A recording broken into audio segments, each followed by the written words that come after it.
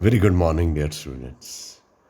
Thermodynamics में आगे बढ़ते हुए हम आज पढ़ेंगे गिब्स फ्री एनर्जी और गिब्स फ्री एनर्जी चेंज के बारे में। पहले हम गिब्स फ्री एनर्जी के बारे में पढ़ लेते हैं, या जिसे गिब्स फंक्शन भी कहा जाता है। तो जो गिब्स फ्री एनर्जी है, ये एक ऐसी थर्मोडायनेमिक क्वांटिटी है जो कि प्रोसेस की स्पॉन्टेनिटी को डिटरमिन करने में हेल्प करेगी, और इसे जी के साथ रिप्रेजेंट करते हैं। और इस इक्वेशन को G is equal to H minus T into S के साथ लिखा जाता है। चूँकि गिब्स फ्री एनर्जी एक स्टेट फंक्शन है, तो इनिशियल सेट ऑफ कंडीशन के लिए G1 is equal to H1, और ये प्रोसेस जो है आइसोथर्मल प्रोसेस है। टेम्परेचर को कांस्टेंट रखिए और S को 1 लिखिए, ये इनिशियल स्टेट के लिए है। और फाइनल स्टेट के लिए G2 is equal to H2 minus TS2।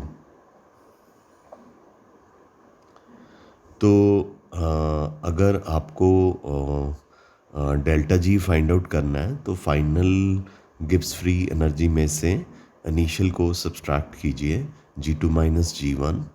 तो फाइनल स्टेट वाली इक्वेशन में से इनिशियल स्टेट वाली इक्वेशन को सब्सट्रैक्ट कीजिए, आपके पास आएगा delta G H2 minus H1 करके delta H minus T is constant for isothermal process T, S2 minus S1 is equal to delta S।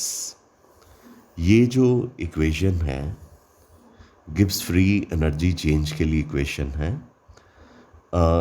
चूँकि गिब्स फ्री एनर्जी चेंज एक state function है जो कि इनिशियल और फाइनल स्टेट पे depend करती है, तो इसको डेल्टा जी की टर्म में ही लिखना पड़ेगा। Delta G is equal to delta H minus T into delta S. यहाँ पे जो डेल्टा जी है इसे गिब्स फ्री एनर्जी चेंज बोलेंगे। डेल्टा एच आपको पहले से ही पता है, enthalpy change of the system है। टी टेम्परेचर है, और डेल्टा एस जो है entropy change of the system है, कल के लेक्चर में पढ़ के आए। तो ये जो इक्वेशन है delta G is equal to delta H minus T delta S, इसे गिब्स हाल्मोल्ट्ज़ इक्वेशन कहा जाता है, या गिब्स एनर्जी इक्वेशन भी कहा जाता है। ठीक है, तो ये अभी सिर्फ इंट्रोडक्शन है डेल्टा जी के बारे में। अभी ये कैसे स्पॉन्टेनिटी को डिटरमिन करने में हमें हेल्प करेगी, हम सब्सिक्वेंट टॉपिक्स में पढ़ेंगे।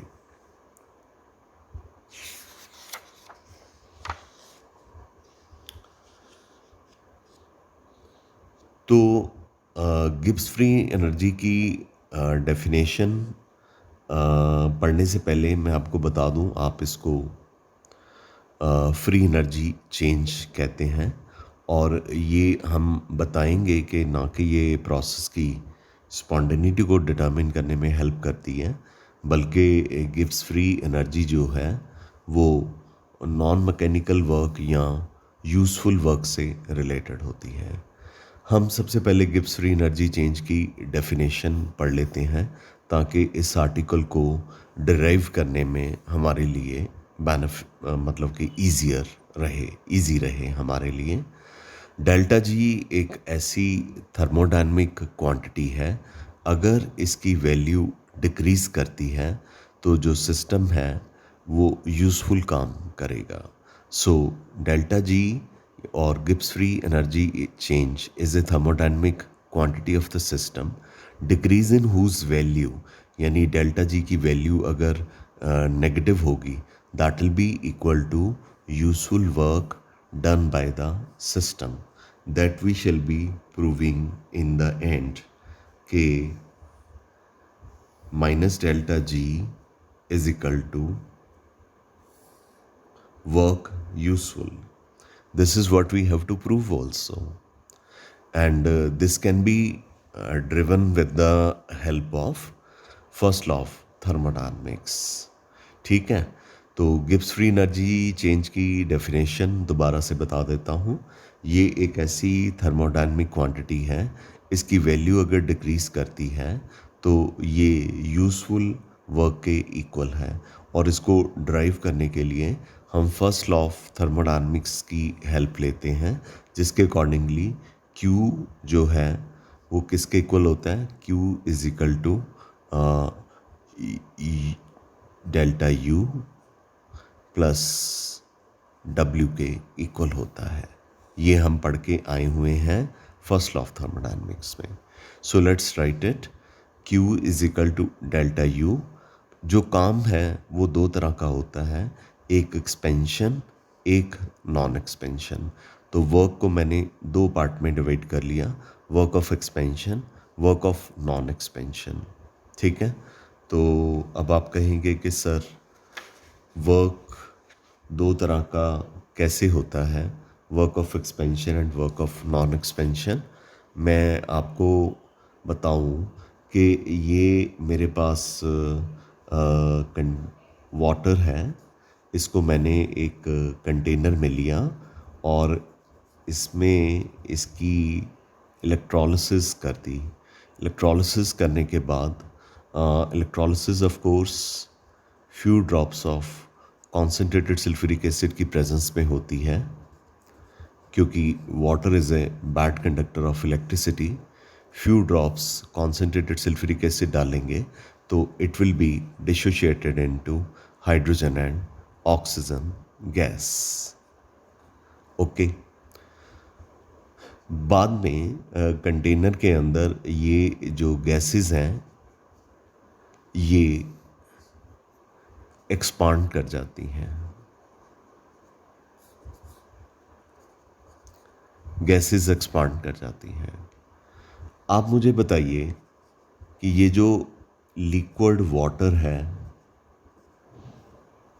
इसका हाइड्रोजन और ऑक्सीजन गैस में ब्रेक करना, डिसोशिएट करना, डिकम्पोज करना और नए प्रोडक्ट्स देना, हाइड्रोजन और ऑक्सीजन गैस का बनना, वो एक नॉन एक्सपेंशनल वर्क है और वो एक यूज़फुल काम है। Once these gases are formed, only then they can expand. So ये गैसेस अगर एक्सपैंड करेंगी तो ये वर्क ऑफ एक्सपेंशन होगा। तो वर्क ऑफ एक्सपेंशन जो है वो नॉन यूज़फुल वर्क होता है, लेकिन वाटर का हाइड्रोजन और ऑक्सीजन गैस में डिकम्पोज करना वो यूज़फुल वर्क है। और ये अभी डिकम्पोज हुआ है तो गैसेस जो हैं एक्सपैंड नहीं कर रही, तो ये नॉन एक्सपेंशनल वर्क है। ठीक है, तो इसका मतलब non expansional work is equal to useful work and expansional work is equal to non useful work. Got it? ठीक है, तो अब हमें पता चल गया इस टॉपिक में कि जो यूज़फुल वर्क है वो नॉन एक्सपेंशनल है और जो नॉन यूज़फुल वर्क है वो एक्सपेंशनल वर्क है। यानी वाटर की इलेक्ट्रोलिसिस करके हाइड्रोजन और ऑक्सीजन गैस को बनाना ये एक यूज़फुल काम है और इन गैसेस का एक्सपेंड करना ये कोई यूज़फुल काम नहीं है, क्योंकि गैसेस तो तभी एक्सपैंड करेंगी अगर आप वाटर को इलेक्ट्रोलिटिकली हाइड्रोजन और ऑक्सीजन गैस में डिकम्पोज करोगे, तो तभी तो गैसेस एक्सपैंड करेंगी। तो एक्सपेंशन तो तभी होगी जब जो वाटर है वो गैसेस में डिकम्पोज कर जाए। सो वाटर का डिकम्पोज करना ये एक्सपेंशन तो नहीं हो रही थी, लेकिन ये कौन सा वर्क था? यूज़फुल वर्क था। So non expansional work is equal to useful work, इतना आपको याद रखना है। तो वर्क की दो कैटेगरीज होती हैं। वर्क जो है एक होता है वर्क ऑफ एक्सपेंशन और एक होता है work of non expansion. Got it, बच्चा? This is what we have written here कि Q is equal to delta U plus W। तो W को मैंने लिख दिया work of expansion plus work of non expansion, equation number 1। Constant pressure पे work of expansion को P delta V के साथ लिखा जाता है। तो इस W एक्सपेंशन को हम किसके साथ रिप्लेस कर देंगे? इसको हम P डेल्टा V के साथ रिप्लेस कर देंगे। इसको हमने P डेल्टा V के साथ रिप्लेस कर दिया। प्लस आगे क्या है? Work of non expansion. हमने पीछे पढ़ा हुआ है इंथैल्पी चेंज इक्वेशन में कि delta U plus P delta V किसके इक्वल होता है? डेल्टा H के। ये मैंने ब्रैकेट में लिख दिया है कि delta H is equal to delta U plus P delta V। इसलिए हम इसमें इस delta U plus P delta V को डेल्टा H से रिप्लेस कर देते हैं। तो हमारे पास आ गया Q is equal to delta H plus work of non expansion, and this is your equation number 2। Entropy change की इक्वेशन में हमने पढ़ा था entropy change is equal to heat absorbed और इवॉल्व्ड अपॉन टेम्परेचर, और Q reversible is equal to T को delta S से क्रॉस मल्टीप्लाई करो, Q reversible is equal to T delta S। तो ये जो Q की वैल्यू है T डेल्टा S, इसको आप इक्वेशन नंबर 2 में पुट कर दीजिए। इक्वेशन नंबर 2 में पुट करेंगे तो हमारे पास आएगा T delta S is equal to delta H plus work non expansion. Okay, अगर मैं T डेल्टा S को राइट हैंड साइड पे ले आऊँ, मेरे पास आ जाएगा delta H minus T delta S। Work of non expansion को लेफ्ट पे ले जाऊँ, इसका साइन चेंज हो जाएगा, minus work non expansion is equal to delta H minus T delta S। हमने अभी अभी आज थोड़े मिनट पहले पढ़ा कि delta H minus T delta S किसके इक्वल होता है? डेल्टा G के। तो हम इसको किसके इक्वल पुट कर देंगे? डेल्टा G के। So minus work non expansion is equal to delta G, और नेगेटिव साइन को इस तरफ ले जाइए, नेगेटिव, और you can write it like this also, negative delta G is equal to work of non expansion. And I have taught you very in a very simplified manner कि non expansional work जो है that is equal to useful work.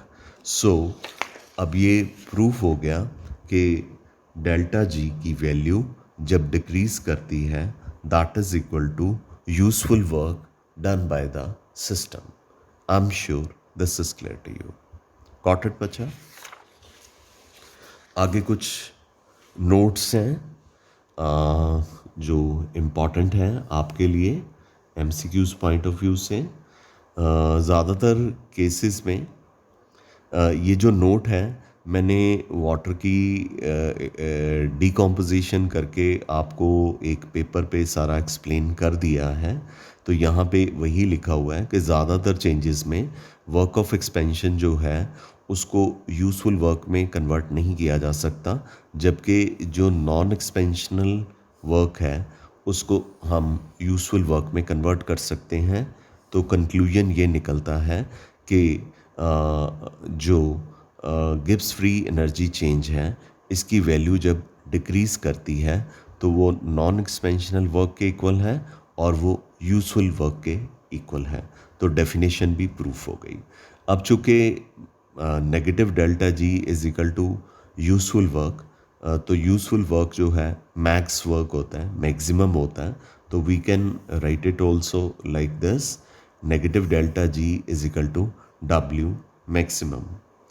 अगर आप इसको electrical work की point of view से लिखना चाहते हैं, जैसे हमारे पास एक सेल है, सेल के अंदर केमिकल रिएक्शंस हो रहे हैं और रिएक्टेंट जो है प्रोडक्ट में कन्वर्ट हो रहे हैं, तो उस केस में स्टैंडर्ड कंडीशन में रिएक्टेंट और प्रोडक्ट हैं, यानी कि 298 केल्विन टेम्परेचर पे रिएक्टेंट और प्रोडक्ट्स हैं, और 1 एटमॉस्फेरिक प्रेशर पे या 1 बार प्रेशर पे आपके पास रिएक्टेंट एंड प्रोडक्ट है, तो हम इलेक्ट्रिकल वर्क का जो यूज़फुल वर्क है उसको हम minus delta G nought is equal to n F E nought के साथ लिखते हैं। इसको हम +2 में ड्राइव करेंगे, लेकिन यहाँ पे मैंने वैसे डेलिबरेटली बता दिया है। चूँकि सेल जो बैटरी में डालते हो, जो घड़ी में डालते हो, क्लॉक में डालते हो, रिमोट में डालते हो, उसमें chemical energy is being converted into electrical energy. So useful work या Gibbs free energy negative delta G naught is equal to NF E naught, where N is number of electron involved during the reaction, F is Faraday, it represent quantity of electricity produced, and E naught represent EMF of the cell। ठीक है, EMF of the cell के बारे में हम बहुत detail में +2 standard के बारे में, +2 स्टैंडर्ड की क्लास में इलेक्ट्रोकेमिस्ट्री चैप्टर, इस पूरे के ऊपर एक चैप्टर है electrochemistry that we shall be taking up. अभी आपने अपने आप को यहाँ तक रिस्ट्रिक्ट करना है। ठीक है बच्चा। अब हमें ये भी बता देना चाहिए कि अगर आपके पास एक फ्यूल सेल है तो उसकी एफिशिएंसी निकालनी हो तो that is equal to ratio of Gibbs free energy change upon enthalpy change. Now you do not have any idea what is a fuel cell because that is a part of +2 syllabus, huh? But I will give you certain idea. Fuel cell is a cell in which hydrogen gas is introduced from one side, okay, and oxygen gas is introduced from another end of the cell. It is a porous partition which has a catalyst, and it has electrolyte concentrated sodium hydroxide. So hydrogen and oxygen gas या oxygen gas hydrogen को combust करती है, इसकी combustion होती है, water जो है side product मिलता है, साथ में लॉट ऑफ एनर्जी प्रोड्यूस होती है। इस तरह के सेल को फ्यूल सेल कहते हैं। यहाँ पे कैटलिस्ट जो है प्लेडियम या प्लेटिनम यूज़ करते हैं जो कि बहुत एक्सपेंसिव होता है। यहाँ पे हमें साइड प्रोडक्ट वाटर जो है वो यूज़ किया जाता है। इसका एक एंड नेगेटिव और एक एंड पॉजिटिव होता है, और फ्यूल सेल को अपोलो मून फ्लाइट में यूज़ करा गया था इलेक्ट्रिकल पर्पस के लिए। ठीक है, हम +2 में इसको पढ़ेंगे। मैंने वैसे आपको बता दिया कि फ्यूल सेल क्या होता है। तो अब आपको ये पता चल गया कि फ्यूल सेल की एफिशिएंसी जो है that is equal to delta G upon delta H का रेशियो। गॉट इट बच्चा? क्लियर है यहाँ तक? अगर आपने स्पॉन्टेनिटी फाइंड आउट करनी है रिएक्शन की, तो स्पॉन्टेनिटी जो है कि प्रोसेस की स्पॉन्टेनिटी बताना चाहते हैं, पहले तो हम एंथैल्पी चेंज और एंट्रोपी चेंज की हेल्प से फाइंड आउट करने की कोशिश कर रहे थे।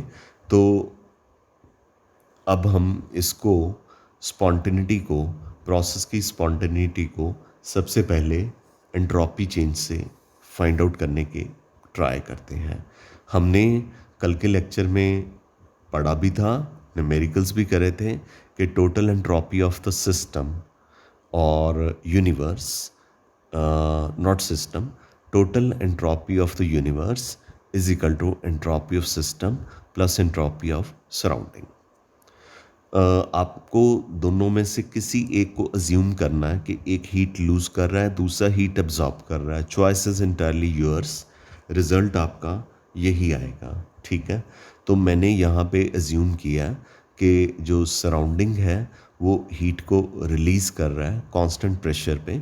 तो आपको पता है कि डेल्टा एस किसके इक्वल होता है, क्यू अपॉन टी के। तो अगर सराउंडिंग हीट को कल के न्यूमेरिकल में करवाया था, ये रिलीज़ कर रहा है, तो इसके आगे कौन सा साइन लगेगा, नेगेटिव क्यू। ये कांस्टेंट प्रेशर पे हो रहा है, तो negative Q P upon T. तो why don't you do one thing, you know very well कि हमने पीछे शुरू में पहली फर्स्ट सेकंड थर्ड वीडियो में ये पढ़ा था कि enthalpy change is equal to heat evolved और अब्जॉर्ब्ड एट कांस्टेंट प्रेशर। तो आप इस क्यूपी को डेल्टा एच से रिप्लेस कर दीजिए। रिप्लेस करेंगे तो डेल्टा एस सराउंडिंग जो है वो किसके इक्वल आ जाएगा, that will be equal to minus delta H upon T. इस वैल्यू को आप इक्वेशन नंबर 1 में पुट कर दीजिए। तो इक्वेशन नंबर 1 हो जाएगी delta S total is equal to delta S system minus delta H upon T. वैसे यहाँ पे डेल्टा एस सराउंडिंग था, पर delta S surrounding is equal to minus delta H upon T. इस इक्वेशन को आप सारी इक्वेशन को, फोर्थ इक्वेशन को आप क्या कीजिए, टी से मल्टीप्लाई कर दीजिए।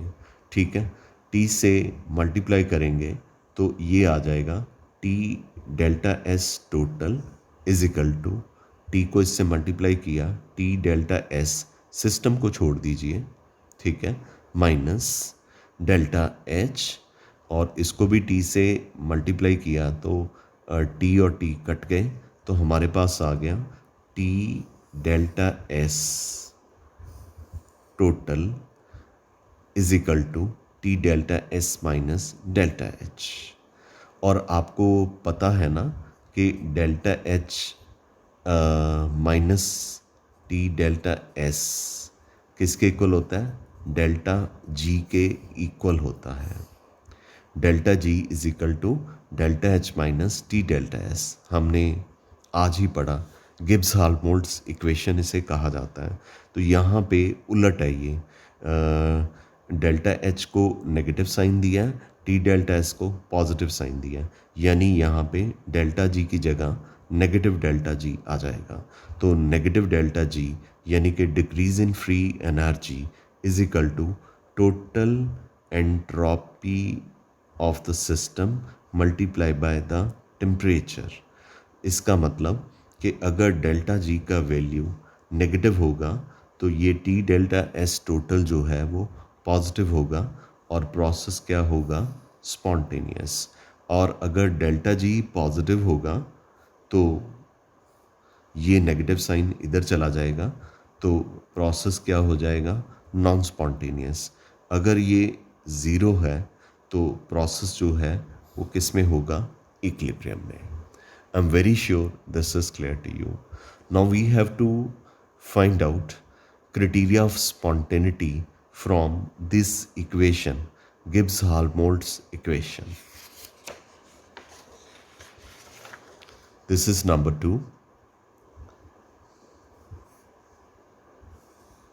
Driving the criteria of spontaneity from Gibbs free energy equation. This is the ultimate. Process की स्पॉन्टेनिटी को फाइंड आउट करने के लिए हम जो पिछले सारे क्राइटेरिया हैं उनको अब सबको छोड़ दो, इस क्राइटेरिया को पकड़ लो। उसका कारण ये एंथैल्पी फैक्टर और रैंडमनेस फैक्टर को क्लब कर रहा है, दोनों को टोटलिटी में ले रहा है। तो delta G is equal to delta H minus T delta S जो है, ये इक्वेशन एनर्जी फैक्टर यानी कि डेल्टा एच को भी पकड़ रही है, एंट्रोपी फैक्टर यानी कि टी डेल्टा एस को भी पकड़ रही है।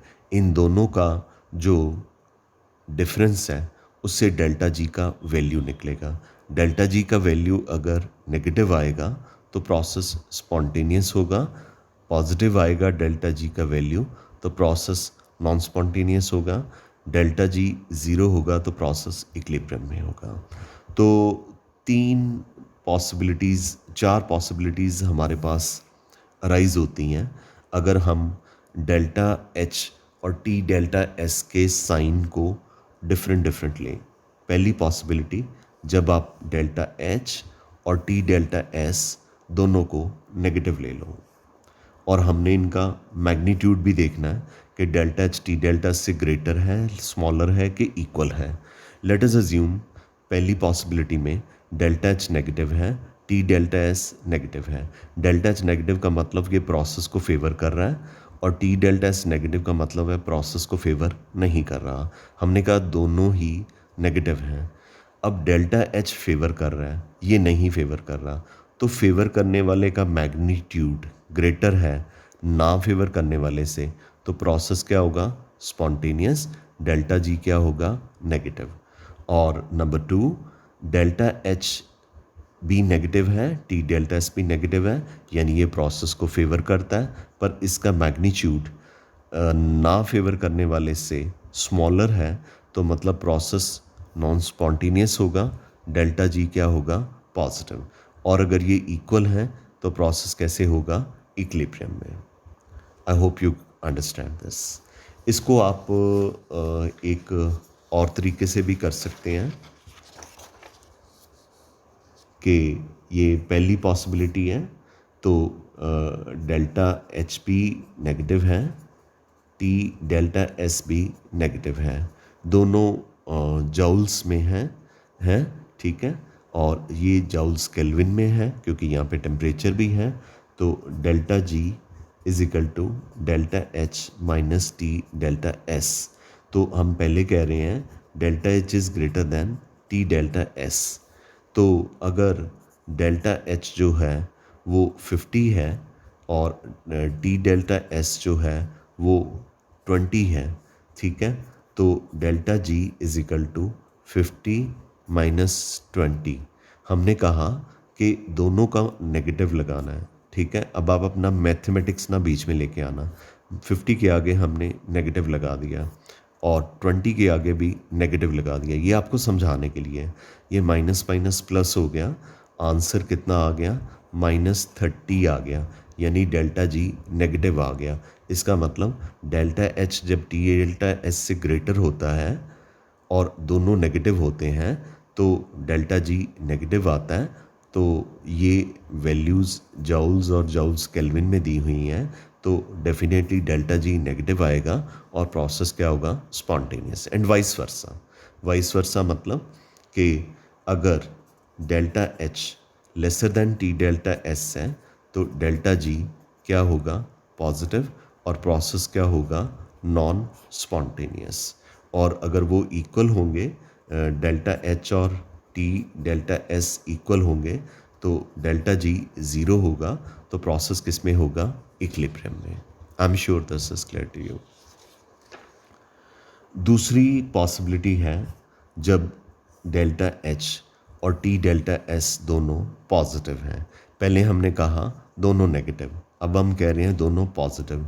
डेल्टा एच पॉजिटिव का मतलब ये उसको प्रोसेस की स्पॉन्टेनिटी को फेवर नहीं करता। टी डेल्टा एस पॉजिटिव का मतलब ये प्रोसेस की स्पॉन्टेनिटी को फेवर करता है। नंबर 1, डेल्टा एच पॉजिटिव है, ये प्रोसेस को स्पॉन्टेनिटी को फेवर नहीं कर रहा, इसका मैग्नीट्यूड ग्रेटर है फेवर करने वाले से। तो ना फेवर करने वाले का मैग्नीट्यूड फेवर करने वाले थर्मोडायनेमिक क्वांटिटी से ज़्यादा है, तो प्रोसेस क्या होगा, non spontaneous, delta G positive. जैसे मैंने एग्जाम्पल में वैल्यूज़ पुट करी थी, अब आप पॉजिटिव साइन लेके वैल्यूज़ पुट करके देख लो, आपका ये आ जाएगा। ये यहाँ जो सेकंड है वो बिल्कुल वाइस वर्सा है फर्स्ट के, क्योंकि उसमें सारे साइन नेगेटिव थे, इसमें सारे साइन पॉजिटिव हैं। तो जैसे इसमें delta H lesser than T delta S, process non spontaneous था, इसमें क्या आएगा, delta H lesser than T delta S, process spontaneous आएगा।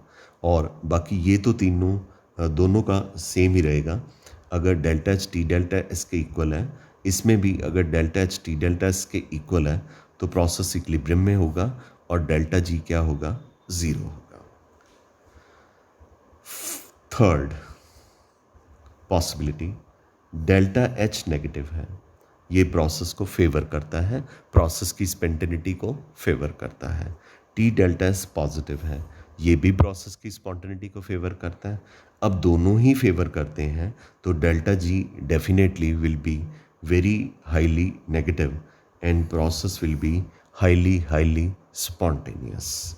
नंबर 4, लास्ट, अगर डेल्टा एच पॉजिटिव है ये प्रोसेस की स्पॉन्टेनिटी को फेवर नहीं करता, और टी डेल्टा एस नेगेटिव है ये भी प्रोसेस की स्पॉन्टेनिटी को फेवर नहीं करता, क्योंकि टी डेल्टा एस नेगेटिव का मतलब है randomness negative, T delta S negative का मतलब randomness negative, T delta S positive का मतलब रेंडमनेस पॉजिटिव।